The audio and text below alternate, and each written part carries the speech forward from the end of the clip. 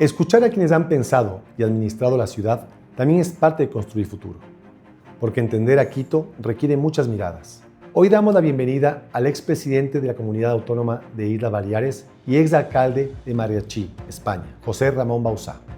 Querido José Ramón, muchas gracias por acompañarnos en esta conversación, esta charla. El objetivo, como siempre, en estos espacios es buscar dar un impulso a la ciudad, a Quito, a través de experiencia y de los hitos y proyectos alcanzados por gente como tú, que ha logrado de manera relevante trabajar por su ciudad y por su comunidad autónoma. Así que, querido José Ramón, bienvenido a este espacio y espero que puedas contarnos muchas cosas de todo aquello que lograste en tus periodos como alcalde y como presidente autonómico. Pues el agradecimiento en poder hablar contigo y sobre todo hablar en voz alta, ¿no? En voz alta con alguien que estoy convencido de que no solamente va a ser candidato, sino que va a ser el futuro alcalde de Quito. Así que en todo aquello en lo que podamos ayudar a quien realmente es el objetivo básico y fundamental, que es el ciudadano, encantado, que será un placer y sobre todo recordar tiempos de alcalde que ya pasaron los años y eso nunca... Eso ya lo verás cuando sos alcalde. La gente dice alcalde, todavía, o presidente, lo que sea, pero la gente guarda un buen recuerdo de alguien que se ha preocupado por lo suyo, que es el objetivo de ser un alcalde. Y mira, y empezando por ahí, querido José Ramón, cuando miras para atrás, ¿no?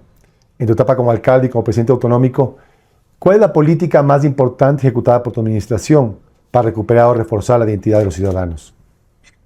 Yo creo que es básico el que el alcalde es uno más, pero con más responsabilidades. Y tiene que ser percibido realmente como alguien en quien depositan la confianza, la ilusión, en pensar que esa persona es la que va a ser capaz de solucionar problemas, de solucionar o de generar expectativas, de cumplirse, de pensar no tanto en política, aunque estamos hablando de política, sino en la realidad del día a día de los ciudadanos. Con lo cual, yo creo que los grandes proyectos son la suma de muchos pequeños proyectos. Siempre hay proyectos relevantes, siempre hay inauguraciones o demás, ¿no? Pero yo creo que el verdadero proyecto es el del día a día de ganarse la confianza. No hay nada más importante y nada más bonito que ganarse la confianza y el respeto de los tuyos. Sí, aparte, como tú dices, esa confianza se la va labrando el día a día, ¿no? Y se la tiene que construir con algo palpable, ¿no? No solamente con retórica, sino con hechos concretos.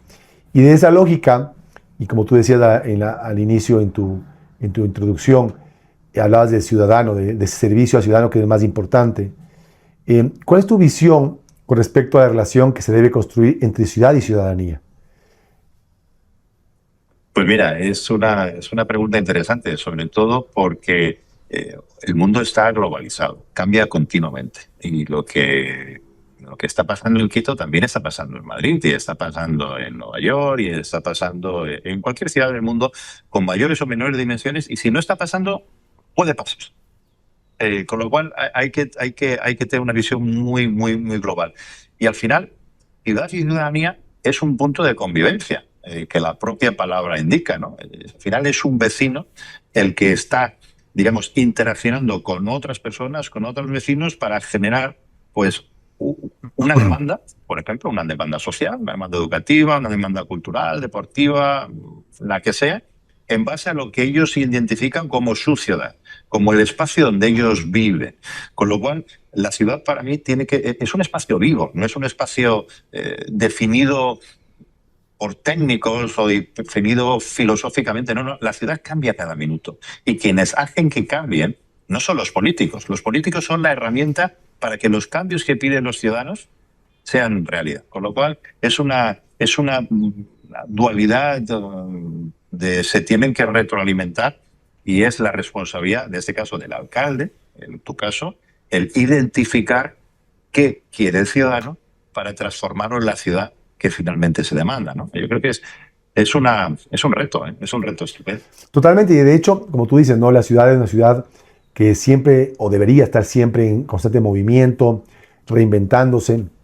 De ahí por qué vienen esos conceptos de derecho a la ciudad, a la ciudadanía, la economía circular, que también supone justamente esa lógica de equilibrio, de desarrollo urbanístico, económico, industrial, pero también cuidado con el medio ambiente, que me hablará un poquito más adelante sobre eso. Y como tú planteas, el ciudadano debe ser parte de esa ecuación. Y como uno debe pensar que muchas veces lo importante son las grandes obras, que son importantes, pero también hay pequeñas obras que trascienden, ¿no? Y que son muy cercanas al ciudadano. Y en base a eso, ¿cuál sería para ti una pequeña obra que haya generado un gran impacto para la gente, para el ciudadano, para el vecino? Mira, te voy a contar algo que es como decimos aquí en España, de perogrullo. Es algo más que lógico. Mira, yo recuerdo en mi época de alcalde, o el candidato a la alcaldía, yo veo la zona, la zona en mi municipio es una zona muy residencial, de muchas familias, y aunque hay núcleos aislados, también nuevas urbanizaciones. Es decir, es una zona muy viva, pero fíjate, algo tan absurdo como que, fíjate que hoy en día parece mentira, ¿no? Que no se recogía la basura todos los días. Algo que dices, pero bueno, que es impensable, ¿no? De 7 días, pero te digo, la ciudad de las más importantes de las Islas Baleares. O sea, no es que fuese una ciudad que acaba de empezar Claro, claro. y de cuatro actos, ¿no? Pues hicimos algo tan sencillo como, ¿no?, que la demanda del día a día de que la basura se recogida todos los días. Tuvimos que hacer una limitación municipal, hacer un desarrollo de infraestructuras para la recogida correcta y adecuada, pero algo que te parecía impensable, oye, pues era algo muy básico. O las conexiones entre los diferentes núcleos para generar un entramado de ciudad, que la gente pudiese moverse y que pudiese tener digamos, una facilidad en el movimiento, la conexión, la conectividad. Pero yo pongo el ejemplo de esto de las basuras porque dicen, que yo lo veía y digo, es que nadie aquí, o sea, al igual que tú, Santiago, nosotros venimos de profesiones privadas y tú decías, ¿y cómo es posible que nadie se haya dado cuenta que no se está recogiendo la basura todos los días? Pero Claro. ¿cómo es posible? Y llegas y lo haces en cuestión de meses, lo que te da tiempo para hacer la licitación pública que desarrolle todo el proyecto de recogida. Dices, pero ¿es posible que nadie se haya dado cuenta de eso? Pues mira, algo tan sencillo, no fue una obra faraónica de inauguraciones, ya, pero es una de las cosas que inmediatamente los vecinos reaccionaron y agradecieron. Claro. Y que hubo un cambio significativo en su calidad de vida, ¿no? Es decir, a la larga, esa, eh, esos cambios que uno cree que no son importantes pueden ser más importantes de lo esperado. Y aquello que uno piensa que es muy importante, muchas veces no lo es, ¿no? Y Es que a veces hay cosas que son más importantes para los políticos y no tanto para los ciudadanos, y a la inversa. claro, ¿Qué es verdaderamente importante para los ciudadanos? Lo que tiene que identificar el buen político. claro. Y fíjate, en esa línea, ¿no? Eh, cuando uno habla de recuperar la ciudad, ¿no? Por ejemplo, en la parte eh, de limpieza o medioambiental o de movilidad o de seguridad, cuando uno habla de recuperar la ciudad, muchas veces estamos pensando siempre en lo físico, ¿no? Pero no pensamos en cosas que están fuera de esa lógica, ¿no? Más allá de esa obra monumental o esa obra específica. Hay temas como la memoria, las tradiciones, la visión de ciudad, la construcción de identidad, el sentido de pertenencia. Eh, ¿Tú piensas que estos conceptos son importantes de introducirlos dentro de la gestión municipal? Sin ninguna duda, porque al final la historia la estamos creando todos día a día. Y nuestra identidad es parte de nuestra historia y tenemos que estar muy orgullosos no solamente de reconocerla, sino de potenciarla y de dejársela a los que las futuras generaciones, como aquellos que se incorporan a vivir a esta nueva ciudad y que por diferentes circunstancias no conocían cuál era la historia, las tradiciones, la cultura, la forma de ser, las relaciones. En definitiva, nosotros tenemos una suerte, que somos latinos, y los latinos vivimos mucho con el corazón, con la pasión, con los sentimientos. No es ni mejor ni peor que otro. Para mí es mucho mejor, sin ningún tipo de duda, ¿no? Pero al final la ciudad la hacemos todos. Y no podemos pensar en desarrollar proyectos de futuro si no conocemos nuestra propia historia, nuestra propia identidad, nuestras propias raíces, nuestra propia forma de ser y de vivir, con lo cual yo creo que es imprescindible, porque al final el futuro lo decidimos entre todos, pero con una base del pasado que no debemos ni podemos olvidar. Y en este caso yo creo que eso es fundamental, y estoy convencido que además, porque lo que conozco, lo que te conozco bien y lo que conozco de tus inquietudes futuras, es una de tus prioridades en tu futura alcaldía. Sí, ¿y tú por qué crees que las ciudades pierden identidad? O sea, a la larga, y cuéntanos un poco de la experiencia tuya, sea en la alcaldía o en la comunidad autónoma, si tuviste eso y qué fue lo que te llamó la atención y cómo lograste neutralizar y revertir si es que hubo esta pérdida de identidad. Mira, yo creo que la identidad se pierde cuando uno no sabe quién es y cuando no sabe lo que quiere ser. Yo creo que eso es fundamental. Entonces, si tú no tienes objetivos, si no tienes unas líneas que marquen tu acción de gobierno, y la acción de gobierno tiene que estar basada en las necesidades de tus vecinos, de tus ciudadanos, es muy fácil perderte, porque es muy fácil despistarse, ¿no? Claro. Entonces, mira, mi municipio es uno de los municipios donde una de las cosas más básicas, que unas cosas que nos estamos muy orgullosos, es el tema de la artesanía, las tradiciones, de la alfarería, de trabajar con el barro. Esto viene de generaciones y además de épocas digamos,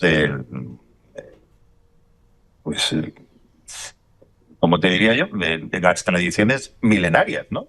Con la identificación de pequeñas figuras de barro. Y nosotros somos una de las pocas ciudades en toda España que en Marratxí se llama la tierra del barro, traducido. ¿Qué es? Marratxí, tierra de fang, tierra de barro. Yeah. Ya miras, algo tan sencillo, el barro no es más que agua y tierra. Agua y tierra mezcladas que generan una masa, que es el barro, que luego con unas manos de los artesanos se transforman desde un vaso o un plato hasta figuras milenarias o centenarias que son parte de nuestra historia. Algo tan sencillo, nosotros lo potenciamos a nivel mundial. Pues esa es parte, yo creo que eso es lo más sencillo, lo que has heredado de tus antecesores. Y además lo que tenemos que hacer es que la gente se sienta parte de. A mí no me gustan las ciudades o los municipios excluyentes. No, es que como tú no eres de aquí, no, perdóname, en el momento que tú estás aquí, ya tienes la oportunidad de ser parte de él. Por lo cual hay que abrir las ventanas, hay que abrir las puertas, hay que abrir la ciudad a todos aquellos que. Hay gente que viene de fuera y se siente mucho más que los que llevan muchos años viviendo en la propia ciudad. Claro. Con lo cual demos a todas las oportunidades, y esa oportunidad tiene que partir del reconocimiento de tu propia historia. No, y qué bonito lo que tú dices, porque fíjate, ¿no? Ese simbolismo entre barro y agua, que además es la tierra donde cultivamos y el agua vital que vivimos, ¿no? Y cómo juntado eso puede ser algo, digamos, natural, básico, pero que las manos del ser humano puede construirse en algo maravilloso, hermoso, ¿no? Y cómo a partir de eso tú puedes generar identidad, ¿no?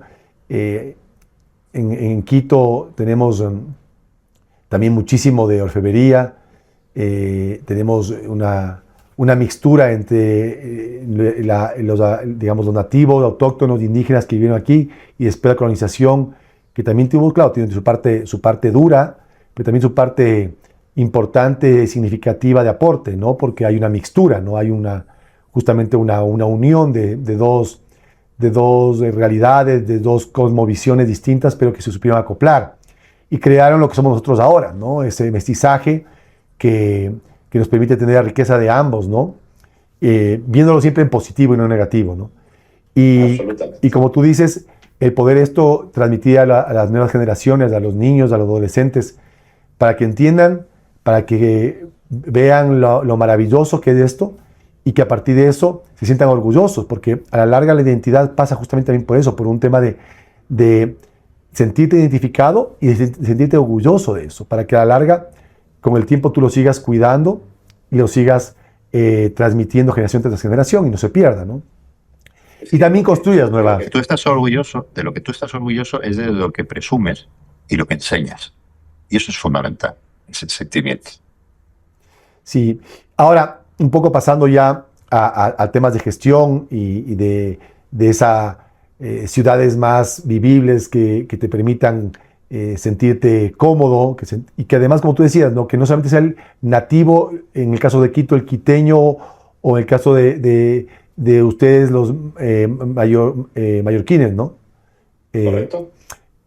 Sino que de esos ciudadanos que vienen de afuera, sea de otras ciudades de nuestros países o de otras ciudades de otros países, que se vuelven ciudadanos de esa ciudad y que hay que recibirlos y con los brazos abiertos, obviamente respetando las normas, adhiriéndose a la idiosincrasia, a la cultura nuestra, pero también respetando la cultura de ellos, porque eso hace rico también a una ciudad, ¿no? El que haya esa posibilidad de tener una diversidad cultural, ¿no? A la larga, eso es parte de la humanidad, ¿no? Esa diversidad.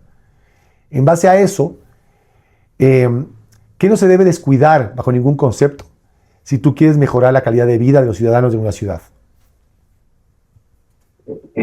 Contesto tu pregunta, pero déjame, digamos, incorporar algo más a esa valoración. Fíjate, en las Islas Baleares somos un magma de civilizaciones, de culturas, desde los griegos, los romanos, los cartagineses, los fenicios, los judíos, los cristianos, y ahora en la época moderna, pues oye, pues gente que viene de Europa, de América, del mundo, y que nos hace, como tú bien decías, enriquecer, crecer, saber más y ofrecer más, ¿no?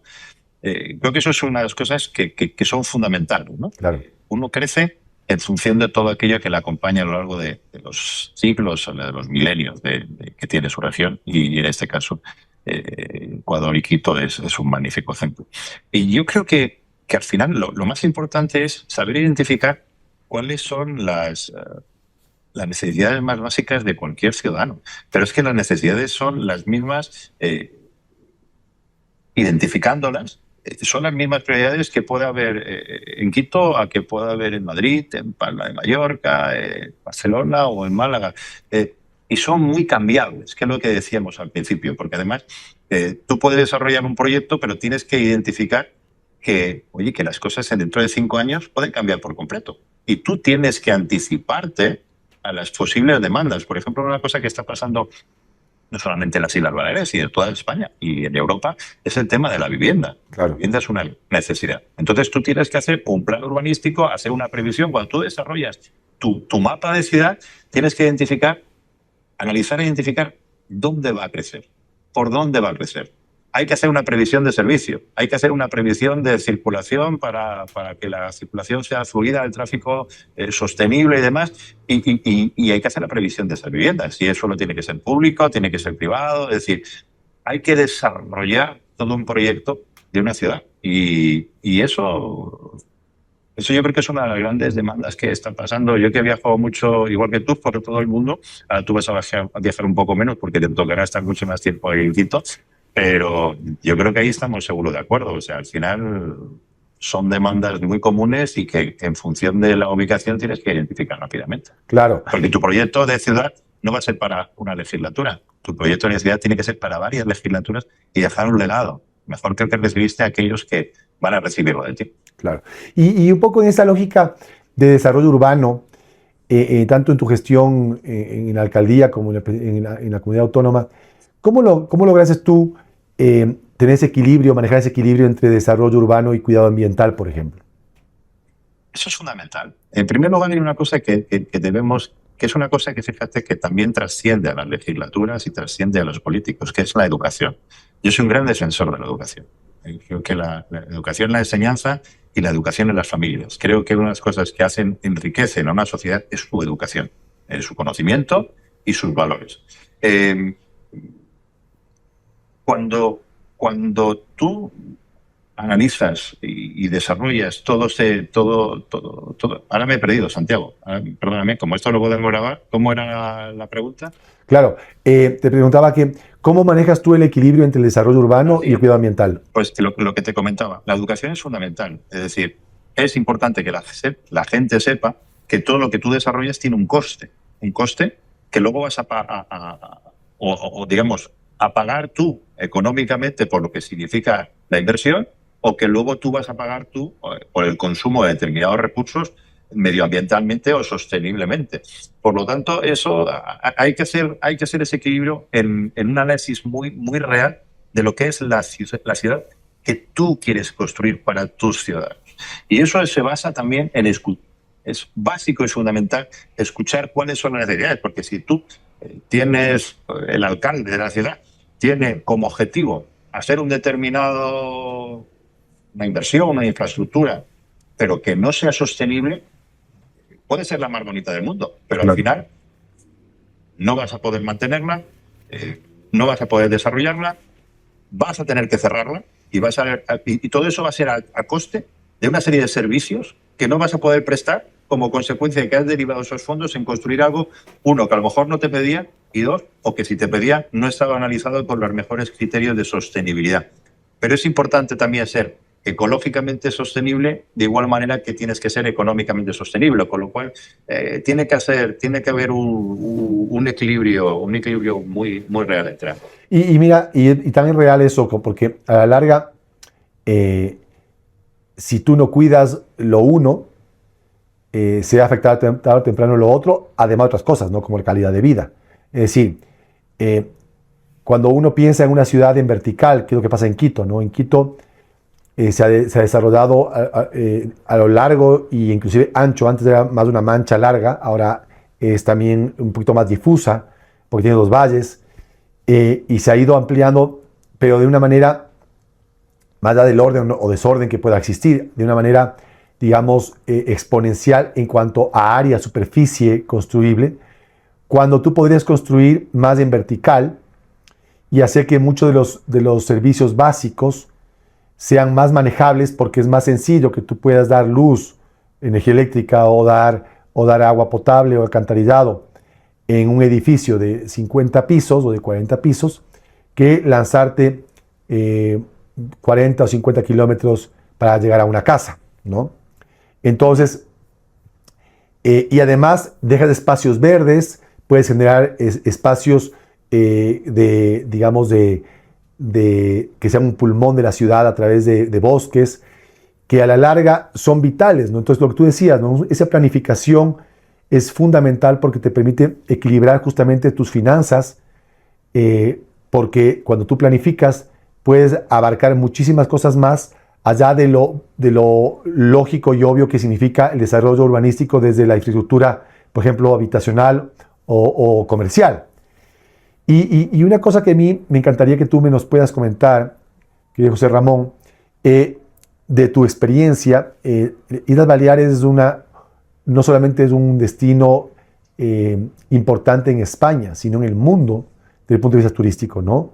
Tienes Mallorca, tienes Menorca, tienes Ibiza, que ya no solamente son lugares digamos, de vacación para los españoles, sino para muchísimos turistas de todo el mundo, y son epicentros de muchas cosas importantes, ¿no?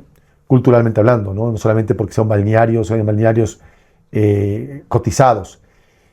Y en esa lógica, en base a tu experiencia como alcalde y como presidente autonómico, ¿cómo tú implementaste o cómo hiciste para que haya un desarrollo turístico importante como lo es ahora, sin afectar la calidad de vida de los vecinos de cualquiera de estos espacios, de estas ciudades? Pues mira, yo tengo el honor, lo digo como presidente en esa etapa, de desarrollar la Ley General Turística. La Ley General Turística de las Islas Baleares fue un ejemplo pionero en lo que es la colaboración público-privada. Nosotros, de hecho, es una ley que luego fue copiada y adaptada a otras regiones de España y a otros países del mundo. Nosotros hacemos esa colaboración público-privada en base a que, en primer lugar, quien sabe de esa materia es el sector privado. Y nosotros, desde lo público, lo que tenemos que hacer es generar la seguridad jurídica para que las inversiones se puedan realizar y para que todo aquello que se identifica por parte del sector turístico, del que es el conocedor de todo aquello que hay que hacer, nosotros no, es decir, no fastidiarlo, por decirlo de alguna manera. Es decir, a veces lo público quiere regular tanto que lo que genera es un desastre absurdo y continuo. Y cuanto más competencias quieres tener desde el punto de vista político, más incompetente te vuelves. Entonces yo recuerdo cuando desarrollamos la General General Turística, yo me siento con el sector hotelero y me dicen, presidente, no queremos que nos ayudes, déjanos hacer. En el mejor de los sentidos. Claro. Porque muchas veces hay de, no, porque vamos. No. El sector privado sabe cómo hacerlo. Gracias a Dios, y nosotros en este caso España, y más en concreto las Islas Baleares, nosotros somos como el Silicon Valley del conocimiento turístico mundial. Aquí tenemos las grandísimas compañías y firmas hoteleras como es Meliá, como es Barceló, como es Rio, Iberostar, Palladio, Grupo Piñero. Son españolas y hemos generado el conocimiento turístico en casa, en nuestra propia casa. Entonces lo que hicimos fue simplemente sentarnos juntos a la mesa y redactar la mejor normativa, que no lo digo yo, lo dice el propio sector, que se ha desarrollado en la historia moderna de España y de las Islas Baleares. O sea que el mérito no es mío, te aseguro que no. El mérito es de ellos que lo hicieron y que entre todos tuvimos la convicción de llevarlo adelante. Yo creo Santiago, creo firmemente en la colaboración público-privada. Creo que hay que dotar de seguridad jurídica para que las inversiones se puedan realizar y que el beneficiario final sea el turista, al cual le vamos a dar las mejores oportunidades de desarrollar y de visitar en base a una experiencia que queremos que sea propia y sea suya, uno de los paraísos de la Tierra, y en base a eso también que nuestros ciudadanos se sientan orgullosos de recibirlos y que haya un equilibrio de la convivencia del ciudadano, del vecino, con el turista que nos viene a ver. Y de hecho, y revisando un poco tu gestión, vi también que pudiste trabajar mucho en destrabar justamente esos cuellos de botella que hay en el ámbito administrativo, justamente para que fluya de mejor manera estos permisos, estos controles, y se volvió una especie de aliado, de apoyo del municipio, porque muchas veces uno piensa que la autoridad pública, llámese el municipio, llámese un órgano de control, solo está para generar multas, para sancionar al administrado, cuando es todo lo contrario. Está bien que haya ese control, está muy bien, pero eso debe ser el último de los objetivos, porque el objetivo inicial más importante debería ser cómo yo logro que se pueda incentivar y apoyar el crecimiento, en este caso hotelero, turístico, con cuidado ambiental, cumpliendo las reglas, cuidando siempre al consumidor, al cliente, al usuario, pero apoyando a la empresa, porque como tú dices, ustedes tienen empresas pioneras a nivel global, con grupos hoteleros enormes que salieron justamente desde estos espacios donde ha habido una especie de apoyo entre el sector público y privado. Y en esa lógica, querido José Ramón, además de felicitarles a ustedes, y a ti particularmente, aunque dices que es de la empresa privada, es del ciudadano el que ha hecho esto, y sin duda así debe ser, y reconozco tu comentario con mucho contenido de humildad, pero no hay duda que se necesitan liderazgos, ¿no? Liderazgos en esos momentos claves en el que tú dices tú como alcalde y como presidente autonómico. Y tú, aparte de esta ley, porque siempre regresamos a la planificación, ¿no? Queremos cambios, planifiquemos. No se puede hacer esto improvisadamente, porque si no, no se logra. A veces puede salir bien, pero pues porque es suerte, ¿no? No porque realmente las cosas se llevaron bien. Cuando tú planificas, logras hacer cambios trascendentales y logras desarrollar sectores como el turístico, en el caso de las Islas Baleares. Y en esa lógica, ¿cómo tú sentiste el tema del financiamiento de cara a ese apoyo de las APPs, de las alianzas público-privadas? Porque seguramente también tenían recursos muy limitados ustedes y sin el apoyo del sector privado era muy difícil llevar a cabo. ¿Cuál sería para ti una experiencia de éxito o alguna experiencia de éxito donde tú puedes decirme, mira, aquí estas APPs fueron sin duda un motor importantísimo en el desarrollo de la ciudad? Pues mira, permíteme que vaya a comentar sobre esa misma normativa, la Ley General Turística, porque nosotros lo que hacíamos con la Ley General Turística, mira, nosotros, España en ese momento, estábamos pasando la peor de las situaciones de la crisis, que fue una crisis global. Acuérdate de la crisis del año 2011, claro, la que nos tocó vivir. Es decir, no había ni un solo céntimo. Teníamos deudas,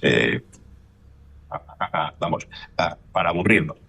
Entonces, esa normativa generó más número de puestos de trabajo, más cientos de millones de inversión que en décadas anteriores, donde el dinero procedía de lo público, procedía de los vecinos y de todos los ciudadanos, donde ese dinero, yo que soy un liberal convencido, creo que todo aquello que pueda hacer lo privado, que no lo haga lo público, excepto la sanidad, la educación y los servicios sociales.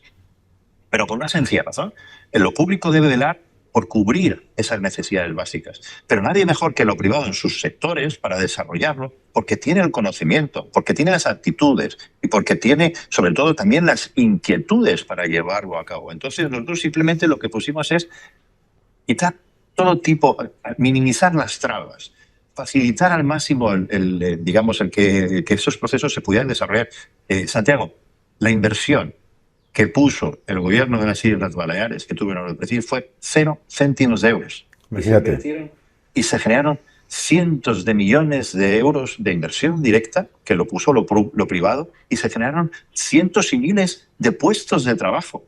Con lo cual, yo creo que ese, para mí, en mi caso, creo que es a lo que se debe aspirar, que los recursos públicos que pagan los ciudadanos sean destinados a sus necesidades más básicas, pero todo aquello que pueda hacer lo privado, de lo cual se va a beneficiar directamente también lo público, los ciudadanos, tienen que desarrollarlo ellos, en base a seguridad jurídica, en base a certeza, en base a previsión y planificación. Como tú decías, es que si improvisamos, a veces podemos tener suerte, pero cuando se improvisa, la suerte se ve reducida en porcentajes a la mínima expresión. Por lo cual, nosotros estuvimos muy, muy satisfechos, generamos unos marcos estables, generaron una inversión y, sobre todo, al final, el beneficiado fue el ciudadano, que vio que, de otra manera, hubiéramos tenido que, para hacer eso, aumentar sus impuestos. Se habían gastado, nosotros veníamos de épocas anteriores donde para hacer eso, para hacer las previsiones de los proyectos, eran millones los que se habían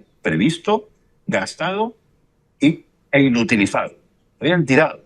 Porque, claro, como no se siente como suyo el dinero, cuando uno lo gana, pues así es muy fácil gestionar lo de todos. Cuando tú estás acostumbrado a gestionar tus propios recursos, sabes lo difícil que es llegar a final de mes, sabes lo que es pagar las nóminas de muchos empleados, sabes lo que es negociar una póliza de crédito cuando vas al banco y cómo te están cambiando las condiciones cada día. Eso, muchas personas que nos están escuchando saben lo que es eso. Es decir, cuando tú sabes lo difícil que es gestionar tus propios recursos, tienes que ponerte en la piel de aquellos que confían en ti para que gestionen los recursos de los demás.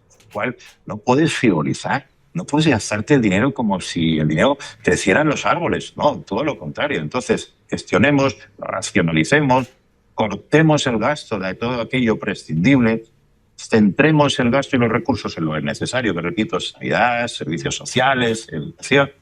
El resto, oye, que se gestione y que en base a seguridad jurídica, repito, lo haga lo privado, porque al final todo el mundo, público o privado, se va a beneficiar. Y tú has dicho algo que es muy importante, fíjate, que a la larga la seguridad jurídica, la estabilidad, la confianza que genera eso en los inversores, sean externos o sean internos, es lo que buscan, es lo fundamental. No te están pidiendo ni apoyos económicos, no están pidiéndote que tú les des beneficios tributarios o laborales, que puedes darles, no importa, está bien si llegan, pero lo que buscan es estabilidad, que tú no cambies la regla del juego en el último minuto, porque a la larga lo que ellos hacen es apostar por un proyecto de mediano y largo plazo.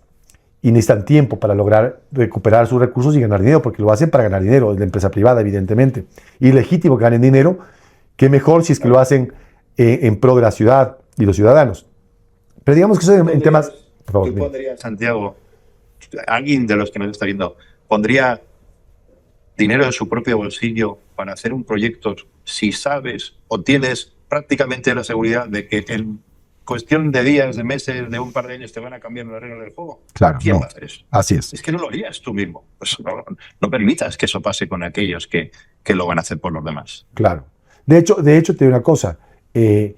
La única forma de entender cómo ustedes de Mallorca, Minorca, Ibiza y tantos espacios turísticos tan importantes en las Islas Baleares La única forma de entender eso es justamente entendiendo la confianza y la inversión que realizó el sector privado, hotelero, de la hostelería en general, porque tienes restaurantes, Sí, sí. tienes cultura, tienes arte, etcétera. Y la única forma de entender eso es porque les das tiempo para hacerlo. Como tú decías, somos un Silicon Valley del turismo en el mundo. La única forma de lograr eso es con tiempo. Y solamente puedes tener tiempo cuando hay confianza. Y solo puede haber confianza si las reglas de juego son claras y son, digamos, son, tienen un movimiento muy leve y acordado. Caso contrario, si Iguales son para fuertes, todos, Santiago. Y las reglas iguales para todos. iguales para todos, correcto. Ahora, pasando un poco a temas más, digamos, más complejos que a veces se dan. Eh, cuando hablamos de, digamos, de ese sector, tú hablabas de ahorita de igualdad, ¿no? Que todos por igual, ¿no? Pero las ciudades también tienen esas desigualdades, ¿no? Hay espacios más desarrollados, otros menos desarrollados. Eh, y hay barrios que históricamente han sido postergados en cuanto a gestión. ¿Tú cómo manejaste eso? ¿Cómo manejaste? Hemos hablado de identidad, hemos hablado de igualdad, hemos hablado de desarrollo, pero no se puede llegar a tener igualdad, identidad y desarrollo si no hay justicia, si no hay equilibrio en eso. ¿Y cómo lograste tú en tus administraciones, tanto como alcalde como presidente autonómico, para recuperar esos espacios deprimidos, olvidados, para que sean parte de un todo? Pues fíjate, además, esos espacios luego son los más agradecidos.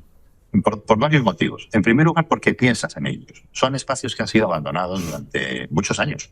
Gente que, gobernantes que han pasado, lo han mirado y, bueno, eso está ahí, bueno, esto no, esto molesta o esto, vamos a dedicarnos a cosas más bonitas, ¿no?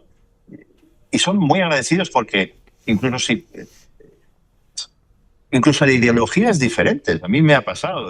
No pensábamos de por qué esta zona pues era ideológicamente no era del partido al que tú pertenecías, lo cual, porque claro, tú tienes que gobernar para todos. Y se sorprendía mucho de que tú llegaras y dijeras, oye, no, pero es que hay que darle una solución, ¿no?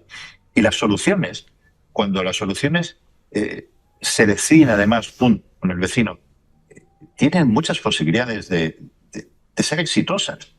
En primer lugar, porque identificas unos determinados ámbitos o espacios industriales o espacios residenciales. Me viene ahora mismo a la memoria, aquí en principio había muchas zonas y en Mallorca en determinadas zonas en las islas que habían sido sitios que habían crecido en el tiempo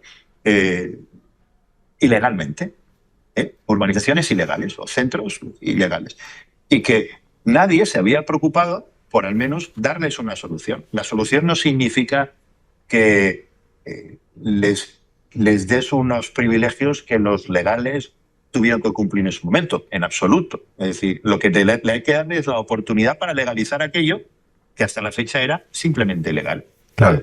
Te sientas con ellos, porque yo además recuerdo perfectamente que ellos me vieron a ver a mi despacho como alcalde y me dijeron, José Ramón, han pasado 20, 30 años y no encontramos una solución. Nos han prometido de todo. Yo decía siempre a la gente lo siguiente. Siempre en mi despacho puede salir contento o enfadado, pero nunca engañado. Yo le decía siempre las cosas tal como son. Te gustan o no te gustan, pero esa es la realidad, porque la única manera que tengo yo para ayudarte es diciéndote cuál es la realidad. Y esos, ya te digo, esos espacios pues abandonados, industriales bueno, decadentes, zonas turísticas muy decadentes o espacios residenciales que crecieron al margen de la ley, simplemente nos sentábamos con ellos y decimos, mira, ¿queréis arreglarlo? Vamos a sentar. Necesitamos planificar. Hay que hacer un proyecto, por ejemplo, una organización que había que, no ilegal, a legal, y algunas ilegales, obviamente. Oye, pues hay que darle una dotación de servicios. Hay que desarrollar tal. Esto va a tener un coste X. ¿Estáis dispuestos vosotros a llevarlo adelante y tal y cual? Nosotros desde el ayuntamiento, de la administración, os vamos a ayudar. Pero tenéis que pasar por los mismos requisitos. Oye, esa gente al final se sintieron escuchados después de casi 20 o 30 años porque nadie se había acercado a preguntarles si querían transformar esas viviendas o esos usos residenciales en los mismos espacios que tenían los legales. Claro. Entonces, ya no es cuestión de decirles, es culpa tuya el que hayas hecho. Yo no estoy aquí para juzgar a nadie. Ellos sabrían por qué lo han hecho, cómo lo han hecho, si lo han heredado o lo han comprado. Mi obligación es que si tú vienes porque tienes un problema, encontrar una solución. Y no te puedes imaginar la alegría de esa gente que incluso hoy en día, cuando vas por la calle y te digo, oye, José Ramón, no sabes lo contentos que estamos de que pudimos pues legalizar todas estas zonas. Oye, pero es que la legalización supuso dotación de servicios, asfaltado, alumbrado, recogida de basura. Y lo pagaron ellos. Claro. Pero la administración estuvo cerca, no estuvo enfrente para continuamente cuestionarles y cuestionarles y cuestionar. Y lo hicieron ellos. Y los primeros beneficiados fueron ellos, por sus viviendas. Ganaron un valor enorme. De estar ilegal a legal, ganaron un valor enorme. Y con servicios. Claro. Entonces, iban al banco, le daban financiación sobre una propiedad que era reconocida y que antes no era reconocida. Y vuelvo a lo del principio. Al final, cuando tú trabajas para todos, los resultados pueden proceder de cualquier sitio. Yo soy anti esos políticos que dicen, no, estos no son de los nuestros, ya vendrán los suyos y lo harán. No, hay que trabajar y gobernar para todos. Y te llevas incluso muchas sorpresas, pero no hay que hacerlo porque te lleves sorpresas, sino porque tu responsabilidad es solventar todas aquellas problemas que tiene la gente. Y si sabes tú cómo hacerlo, si puedes poner la administración a su disposición y a su lado, es radicalmente diferente a que tengan la administración enfrente de ti y contra ti. La diferencia es radical. Y el beneficio, repito, no es para el político, el beneficio es para el ciudadano. No, y además lograste, generar un nuevo espacio de desarrollo importante. Han habido proyectos en diferentes partes del mundo. Yo estuve el año pasado en Wynwood, en Miami, y vi cómo lograron desarrollar un barrio completamente deprimido, marginal, en un espacio turístico muy importante, desde la lógica de su arte. Usaba mucho el tema de grafitis, mucho el tema de arte, digamos, callejero, y se volvió un atractivo porque además a partir de eso se generó un ecosistema de comercio, de alimentación, de hotelería, distinto, no alternativo, que va con una lógica de diversidad, ¿no? Y en base a eso, digamos que hubo un crecimiento también de esos ciudadanos que algún rato no sentían parte de algo, parte de una lógica ciudadana, se sentían más bien con personas que eran ajenas, extranjeros dentro de su propia ciudad. Y claro, eso es aparte de sentirse uno satisfecho como el gestor público, en este caso como alcalde, en el caso tuyo, también permitió generar una uniformidad en la ciudad, algo más plano, donde tú puedas trasladarte. Muchas veces pasa en las ciudades que tú conoces solamente tu espacio y no otros por temor a lo desconocido o porque no va con lo tuyo, ¿no? Y ahí tal vez viene algo que es muy importante, José Ramón, y es la cultura, el arte, ¿no?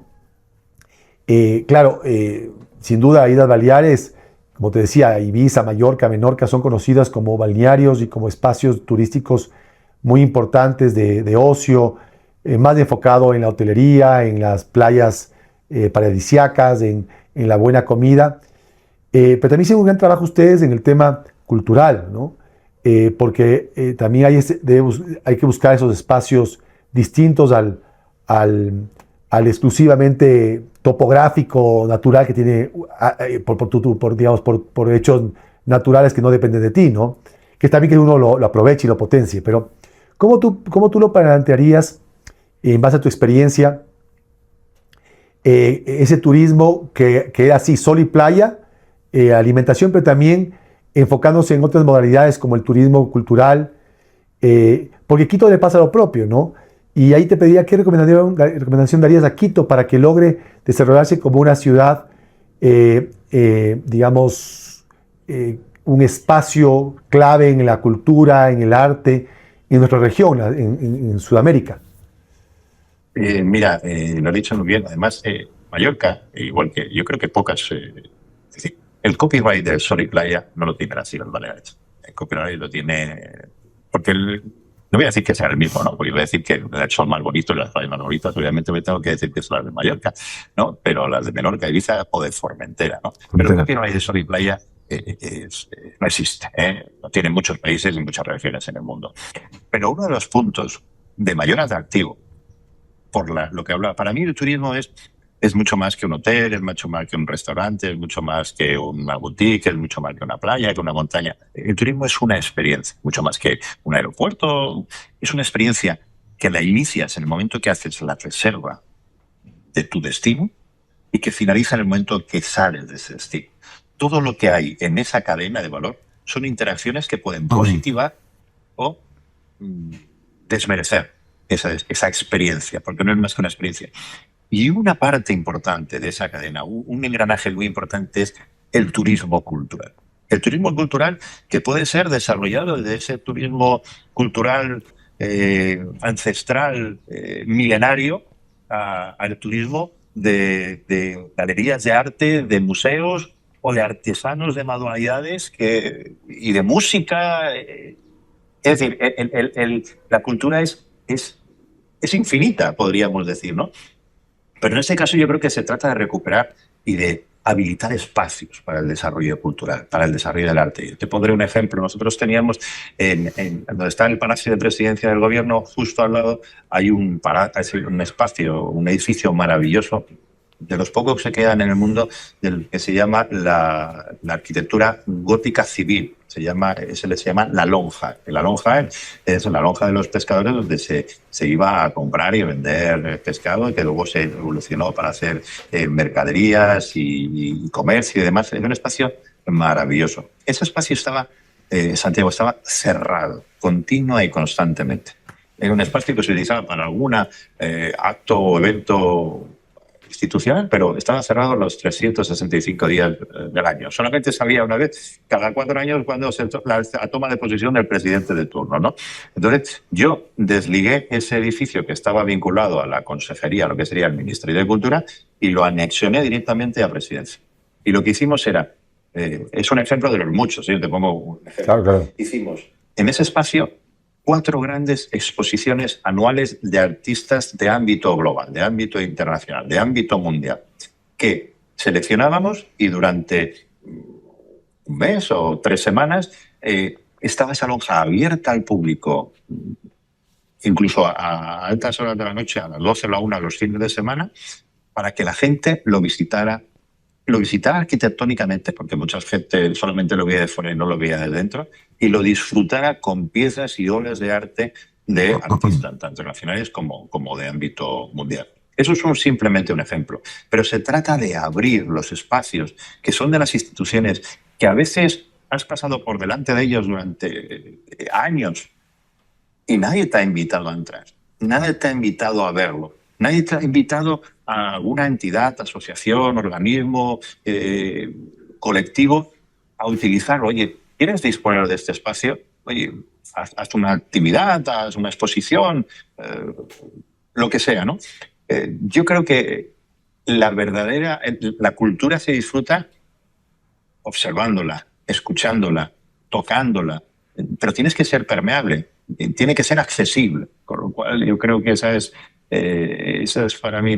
Yo nunca doy consejos a nadie porque no soy nadie para dar consejos, pero hablo en voz alta de lo que pienso y de lo que es mi experiencia, ¿no? Y algunos la tomarán y otros podrían, pues qué barbaridad, ni se me ocurriría, ¿no? Pero hablando en voz alta, que es lo que estamos haciendo tú y yo, esa es una de las cosas que yo creo que hay que hacer, poner a disposición de tus vecinos, de tus ciudadanos, de tus turistas que vienen a verte y a disfrutar del espacio, de todo aquello que está a su disposición y que tú lo ves en el día a día y a veces no le prestas valor. Y las cosas hay que darle valor empezando por uno mismo. Claro, y de hecho mira, sin duda el lograr que el ciudadano pueda tener ese contacto con la cultura, con el arte, es fundamental porque también estás educando de por medio y estás generando digamos, un espacio distinto que también es un atractivo turístico muy potente, ¿no? Eh, de hecho, el ciudadano debería apropiarse con el tiempo de la ciudad y recorrer, ¿no? Y eso pasa mucho en Europa, sin duda pasa en Islas Baleares, es una constante, pasa menos en América Latina, salvo ciertas ciudades específicas, pero la mayoría de ciudades tiende a tener, como te decía en la antesala a esta charla, una lógica más de movilización en vehículo de un lugar a un punto a otro. Y no nos apropiamos de la ciudad, ¿no? Algo que Cito tiene Europa metido en su ADN, ¿no? El hacer que la ciudad sea viva, que esté constantemente cambiando porque tiene consumidores, porque tiene gente que, la, que, la, se la apropia, ¿no? Que le está cada día viendo esos movimientos y además exigiendo esos movimientos, esos cambios, ¿no? Y en esa lógica, y yo te preguntaría, ¿cómo tú lograste que en Islas Baleares haya esta convivencia entre la movilidad más individual, más fría, que es la del vehículo, con una movilidad más social, más humana? ¿Qué puede ser el caminar? ¿Qué puede ser usar vehículos como la bicicleta eléctrica o el scooter? O usar, digamos, transporte público de calidad, seguro, que te permita estar conviviendo, porque ahí genera esta relación de vecindad muchas veces, que no lo hace en un auto donde tú vas solo o a lo mucho vas con tu familia o con un amigo, ¿no? Mm, Efectivamente. Mira, es cierto que el transporte privado pues, es cómodo y sobre todo también hay que analizar la idiosincrasia de cada una de las ciudades en función de su capacidad de movimiento, de su ruta de tráfico. No es lo mismo, como tú bien decías antes, tener una ciudad en vertical que tener una ciudad en horizontal. La ciudad en horizontal te genera mucho consumo del territorio, muchas necesidades de servicio. Yo me acuerdo, la inversión que necesitas solamente en asfaltar, el asfaltado público, el cambio de farolas de una ciudad en horizontal, urbanizaciones, grandes espacios horizontales, no es lo mismo que tengas ese crecimiento en vertical, donde reduces el gasto y maximizas en muchas ocasiones pues los servicios por esa proximidad. Pero es fundamental también siempre ofrecer un servicio público que le permita no solamente al ciudadano, sino también al turista un movimiento y unos flujos ordenados y constantes de lo que puede ser, oye, pues la disuasión de utilizar un vehículo privado. Nosotros, por ejemplo, fíjate, en Marachí y en Palma y demás, que teníamos en las zonas de los trenes, los trenes que llegan a la ciudad, pues hay en las zonas exteriores hay muchos parkings disuasorios para que la gente pueda aparcar. Por lo cual, llegas, no necesitas meterte en la ciudad, hay grandes espacios, parkings grandes, ¿no? Entonces la gente deja ahí su coche e inmediatamente coge el tren. Y este transporte público que en 8 minutos le llevas al centro de la ciudad. Con lo cual, es una comodidad para todos. Primero, porque disminuyes el volumen de vehículos que están interaccionando en la ciudad. Segundo, disminuye, obviamente, las emisiones, la contaminación. Y además, facilitas mucho porque no tienes que buscar un aparcamiento, no es el coste de un parking, sino que directamente llegas al centro, coges tus bolsas y demás. Ahora, obviamente, tienes que tener una planificación para que las frecuencias, los horarios y el movimiento pues sea adecuado. Yo creo que mucho en ese transporte público eficiente hay que tener recursos, obviamente. A veces, pero si no tienes los recursos, sí que puedes tener una cosa. A veces no es todo tener dinero.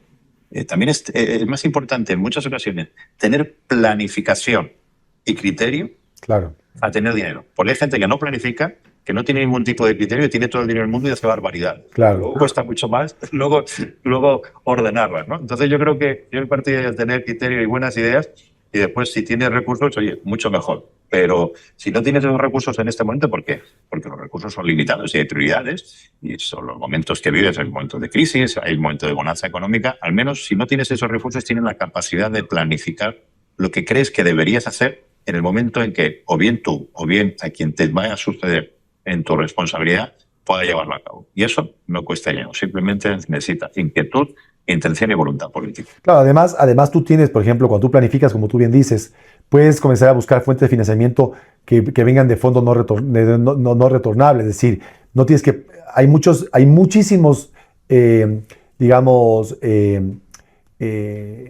recursos económicos en el mundo que están listos para ser usados justamente en proyectos que sean sostenibles, que apoyen justamente al medio ambiente, a cuidado del ecosistema.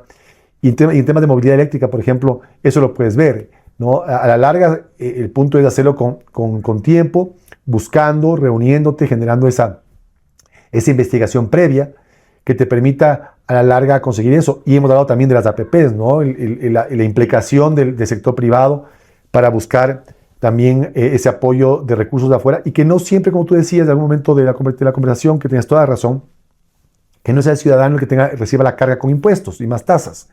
A la larga, la capacidad de financiamiento del Estado es muy puntual, ¿no? O te endeudas, o impuestos, o son recursos propios. Entonces, tienes que buscar estos espacios de financiamiento con planificación, con tiempo, y lo logras conseguir. Claro, cuando llegas sin nada, pues evidentemente lo más fácil es conseguir esos recursos del bolsillo del ciudadano, y eso a la larga genera incomodidad y además muchas veces es injusto, porque por una falta de planificación tuya estás afectando la economía de otros que muchas veces es precaria, ¿no? Pero bueno, es un poco cerrando ya, José Ramón, nuestra interesantísima charla, y otra vez agradeciéndote por tu tiempo y por compartir tu conocimiento y tu experiencia, para que es muy valioso, en verdad. Tomo mucha nota de lo que has dicho ahora para todo lo que se puede hacer en Quito. Yo quisiera concluir con unas tal vez dos preguntas más que te quiero, digamos, realizar. La primera es, ¿cuál crees tú que sería el mayor reto para ciudades en los próximos 10 años? ¿Y cómo crees que se están preparando desde ahora? Tú que has viajado mucho por el mundo y has visto ciudades en diferentes momentos de desarrollo, ¿cómo ves tú esto, no? Implementando, obviamente, políticas vanguardistas en algunos casos, políticas, otras, como tú decías, de sentido común, otras donde el desarrollo ha sido menos agresivo, donde incorpores también el tema de inteligencia artificial, el tema de conectividad, el tema de tecnología de punta, el tema digamos, de todo lo que la globalización actual está obligándote a incorporar en la dinámica social y también en las políticas públicas. ¿Cómo verías tú cuál crees que sería el mayor reto de esa ciudad en los próximos 10 años? Yo creo que lo más importante es planificar. Es decir, porque al final tú vas a decidir de qué forma y de qué manera una ciudad crece. Y es muy diferente una ciudad que tiene un casco histórico y cultural, como es el caso. Bueno, Quito es que lo tiene todo, la verdad es que ahí lo tenéis absolutamente todo, pero no es lo mismo planificar una zona de futuro crecimiento, una zona consolidada, una zona que tiene un centro histórico. En definitiva, primero creo que es imprescindible planificar. Segundo, en ciudades que tengan, que puede ser perfectamente tu caso, que tenga además, que quiera tener una proyección turística, hay que hacer ciudades que no sean solamente pensadas para el ciudadano, para el residente, sino que también tienen que estar pensadas para el turista, para el visitante. Y es importante que haya un equilibrio, porque si solamente piensas en el residente, cuando te venga el turista, te va a faltar una pata. Y si piensas en el ámbito turístico, pero no piensas en los residentes, vas a generar una desmotivación para que venga el turista. Con lo cual, creo que es muy importante pensar en las ciudades del futuro. Tienen que ser ciudades pensadas para el residente y para el turista, en aquellas que tengan un componente turístico, porque si no, luego es muy difícil de gestionar. Tenemos que pensar en ciudades sostenibles. La sostenibilidad no tiene que ser ¿cómo decírtelo? Un mantra, ni tiene que ser algo, digamos, algo talibán, ¿no? La sostenibilidad tiene que ser, como su propio nombre, sostenible. Tenemos a ciudades capaces de ser sostenibles por sí mismas, ¿no?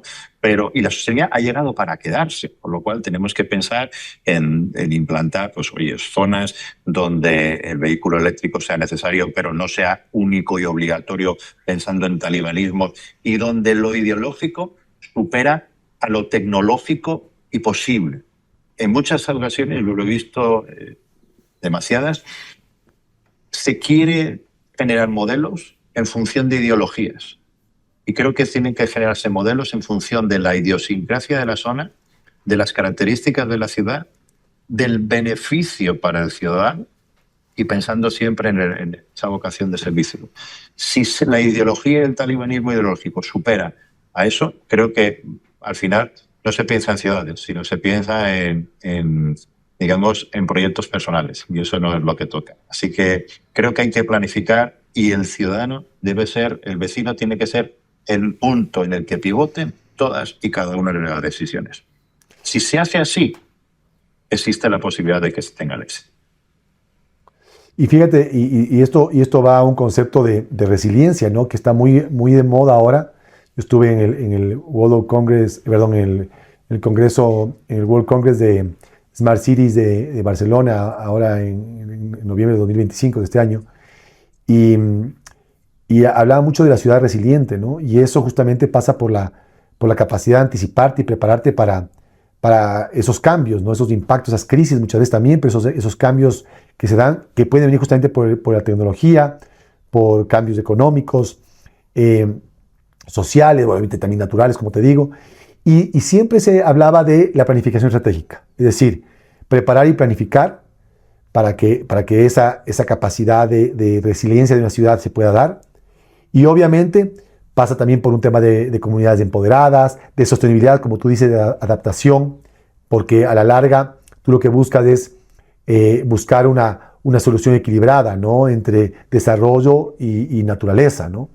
Y que obviamente ahí vienen conceptos como la economía circular, y como de algún modo lo que se busca es que haya un equilibrio donde el ser humano sí sea lo importante, pero pensando también que lo que le rodea debe también tener esa importancia porque dependemos de ello para subsistir, ¿no? Y obviamente tú incluyes ahí dentro de esta resiliencia lo que es la gobernanza inclusiva, porque tienes que lograr, como tú has manifestado a lo largo de toda esta conversación, de la participación del ciudadano, de ese involucramiento del ciudadano en la toma de decisiones y en la creación de política pública. Ahí vienen temas de gobernanza, vienen temas de gobierno en red, muy importante para construir, ¿no? Pero claro, eso también pasa por como tú decías, una planificación muy importante.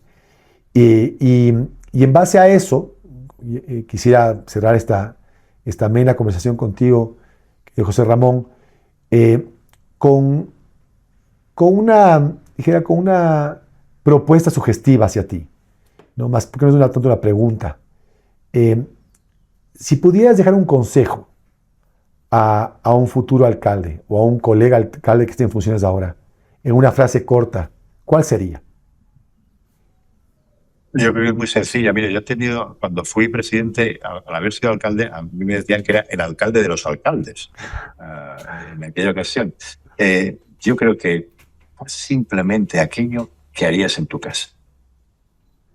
Simplemente. Gestiona como si gestionaras para ti y para tu casa. Si lo haces así, estarás mucho más cerca de gestionar para los demás, con éxito. Porque, mira, aquí está todo inventado. No hay pócimas mágicas, ni hay cosas. La inteligencia artificial te puede ayudar. Para mí la inteligencia artificial es una herramienta para conseguir desarrollar una estrategia y un proyecto. Para mí la inteligencia artificial no es el objetivo, sino que es la herramienta, ¿no? Entonces yo le diría a ese alcalde que acaba de empezar, o al alcalde que lleva muchos años y es un extraordinario alcalde y le siguen reclamando a los vecinos que no se retire, que siga y que le quieren que gestione sus intereses. Piensen como si lo hicieras para ti, para tu casa. Y si lo haces así, pensando en tu familia y extrapolando tu casa con el municipio y tu familia con tus ciudadanos, sí, no te vas a equivocar nunca. Te equivocas, lo podrás explicar, rehacer y lo podrás mejorar. Y sabes que de esta frase hablamos al inicio, ¿no? De lo obvio, de lo que tiene que tener sentido común, de lo lógico. Fíjate, tu frase no solamente que implica algo que cualquiera lo entiende, sino que tiene un trasfondo muy importante, porque tú en tu casa sacas lo mejor de ti, lo que tú eres en verdad, ¿no? Siendo una persona solidaria con tu familia, con quien convives, y piensas en ellos cuando arreglas tu casa. Si eres una persona que sabes cuidar el gasto porque apagas una luz o apagas el televisor o apagas esto porque no está usándose, lo tienes limpio, lo tienes seguro. Entonces tienes todos esos conceptos de ahorro, de gasto eficiente, de, de, de solidaridad, de apoyo, de innovación, porque estás buscando siempre cómo hacer tu espacio mejor. Entonces me encanta y te agradezco por eso, porque concluimos y cerramos esta charla tan importante para construir ciudades que nazcan desde una lógica de la experiencia, con una visión tan simple como tu hogar, ¿no? Y como la familia, ¿no? Así que te agradezco, querido José Ramón, por este espacio.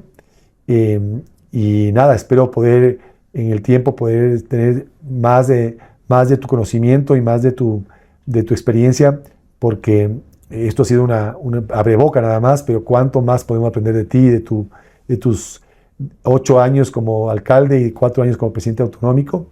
Corrígeme si estoy mal, pero y de ahí como eurodiputado, pero sin duda una experiencia importantísima de un ciudadano que quiso dejar un poquito de su espacio y de su comodidad en el sector privado para dedicarse a servir al ciudadano y aportar con algo y dejar una huella. Así que te agradezco por todo eso, ¿no? Yo, permíteme darte las gracias por varias cosas. En primer lugar, por permitirme tener esa conversación y hablar y pensar en voz alta en los dos puntos. Segundo, darte las gracias por haber querido dar ese paso adelante. Un paso que no es nada fácil.